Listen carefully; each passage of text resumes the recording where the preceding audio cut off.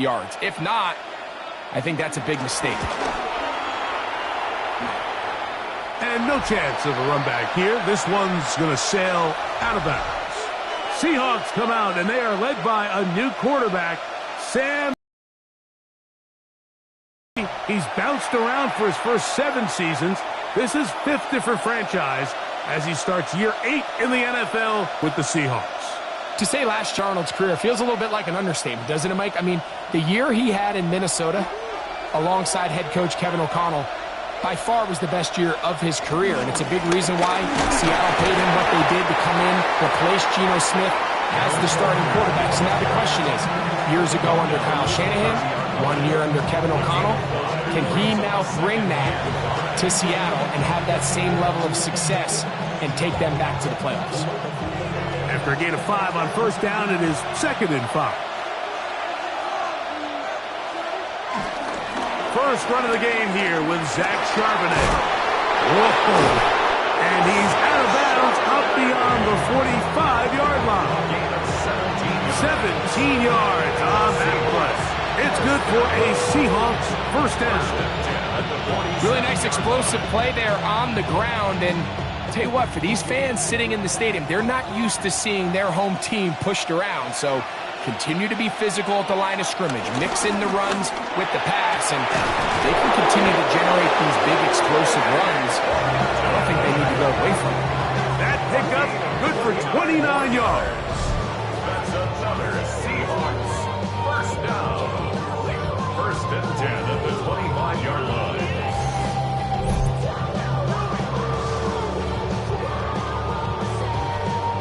And while it ultimately worked out for him this time, Mike, this is not a throw he wants to make a habit of, because that was risky. When he threw it, I thought that ball was being picked. I think he got away with one here, results in a big pickup, and get a fresh set of downs. The throw on first down is Darnold. This one into the hands of Smith and Jigba. They'll get about 4 here as he is taken down. So they have these rules for the receivers, Mike. They call them green grass rules, and the idea is if you're running across the field and you're looking at the quarterback, you're going to stay on the run. If you're not looking at the quarterback, that tells him, I'm going to sit in this soft zone. I'm going to what they call punch and pivot and stop, and that tells the quarterback to put the ball on your chest. That nonverbal communication between the receiver and the quarterback, recognizing when you're open, stay open, that's the stuff that makes a lot of these offenses so difficult to defend. At the 10-yard line. This opening drive going to form so far. Now they've got it 1st and goal. Darnold to throw again. That's complete. It's JSN. And they'll get this down to the 3, but no further. It'll be 2nd and goal. A gain of 7 brings up 2nd and goal at the 3-yard line.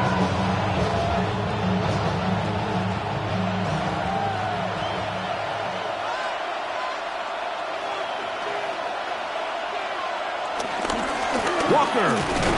And he won't quite get in. Down to the 1, setting up 3rd and goal. 2-yard pickup brings up 3rd and goal.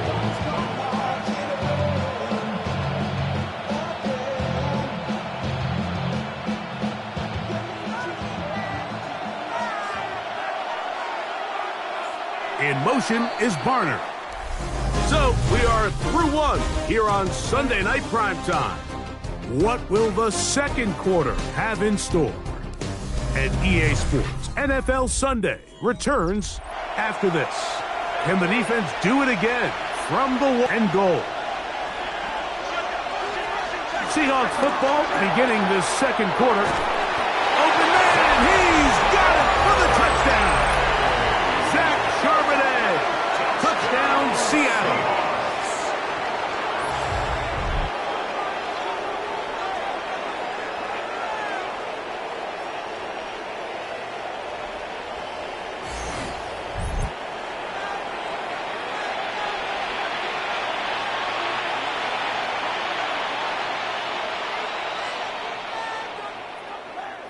Jason Myers on to attempt the extra point.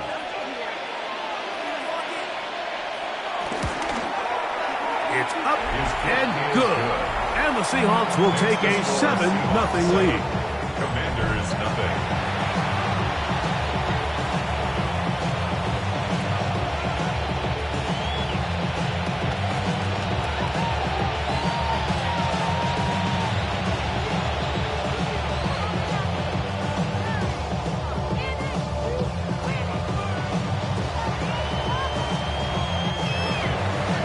The TD. Myers comes on now to kick it away. On the return, here's Luke McCaffrey. He'll get this up to the 28-yard line. Nice place for the drive to start. The Commanders' offense ready to get going with their second possession. They'll be hoping to match that touchdown from a moment ago. 7-0 our score as this drive begins with a first down.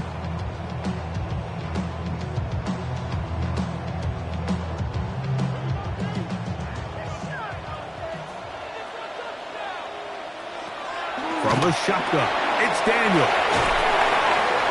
And he'll be forced out of bounds a yard or so shy of the marker, but it is a gain of 9 on first down. Great example of first down efficiency. You don't always have to go for the big play, but put yourself in a friendly second down. Now you have equal opportunity to both run and pass. So, from the 37, here's second down and a yard. Daniel's going to keep this himself. And no place to go. He's hit and taken down behind the line. So it's just a simple read, but it's really well defended.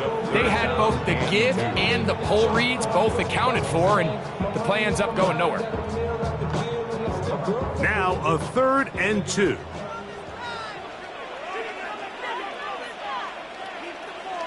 Third and 2. Here's Daniels. He'll try to run for it. Give him 11 on the scramble and give them a new set down. Having a quarterback with this ability to run is such an X factor in today's NFL. It's an element of their offense that you have to be prepared for on every single play. Here we see it on 3rd down. Starts out as a pass. Nowhere to go with the ball. He tucks it, turns into a runner. Picks up the first down. Off the play fake, here's Daniels. Looking down the field there, but it falls incomplete. He was trying to hook up with Deebo Samuel that time. And that will lead to a second down. Every team has those vertical shots, Mike. They're on the call sheet, and they feel like they can get behind the defense. I think that was one of them, and just couldn't quite connect downfield because he had pretty good separation. Throwing on second down, Daniel. Pass caught, left side, that's Ertz. And he'll be out of bounds after a gain of 9. They'll go about trying to convert on 3rd down. The drag route is such a good way to get the ball early into the hands of your tight end and take some pressure off the quarterback and give him an easy completion. The size and the athleticism allows them to try to pick up more yards, but do it after the catch.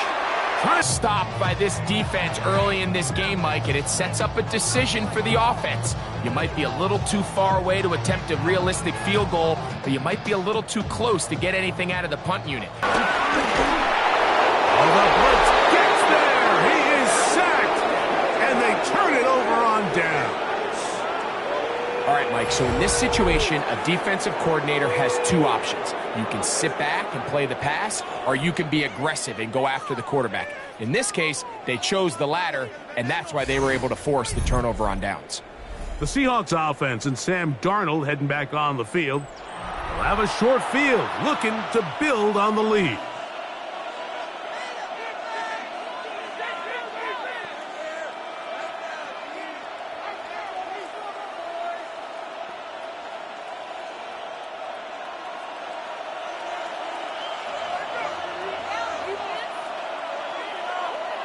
Throwing on 1st and 10 is Darnold.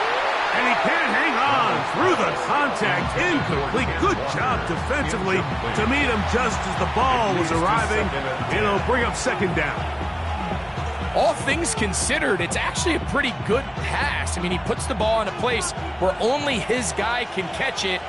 But I think he hears those footsteps coming from that nearest defender, and he's not able to secure the catch through contact. Smith-Njigba has it on that out route. He'll get about 6 before he's taken down. These are the play calls, Mike, that offensive coordinators use to just get their quarterback and their passing game into some sort of rhythm. Easy pitch and catch, get the ball out of his hand, see a completion. These typically, as the game goes on, lead to bigger and bigger gains. And that is incomplete. So prior to that third down call, Mike, I thought they put themselves in a pretty good situation.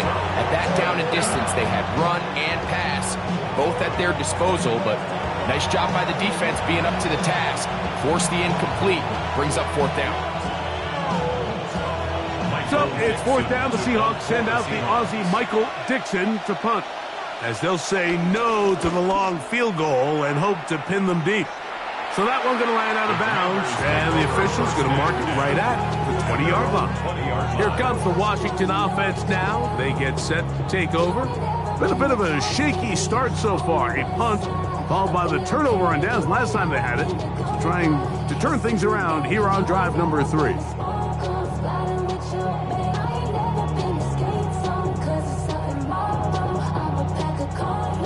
The drive begins at the 20. Here's 1st and 10. Working out of the gun, it's Daniel. And he will not get back to the line of scrimmage.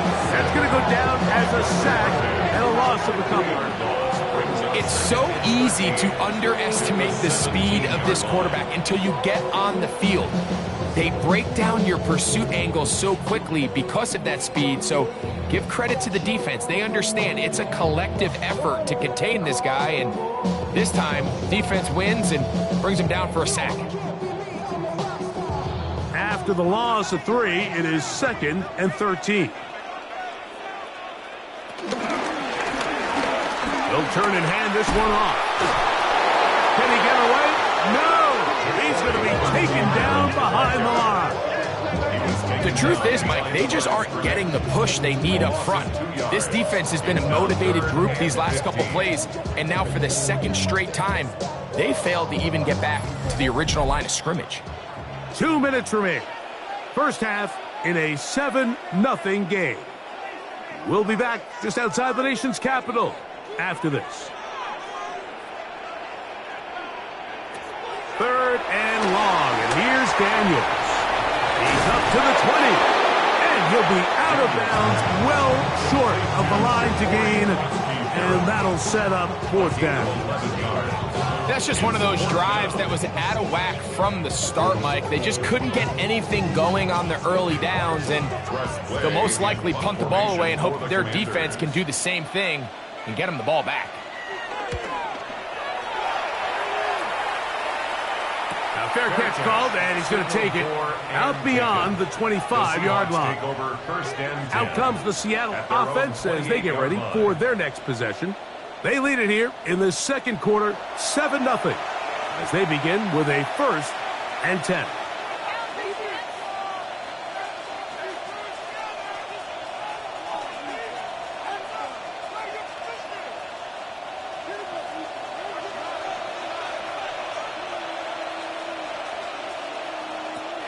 Working out of the gun, it's Darnold.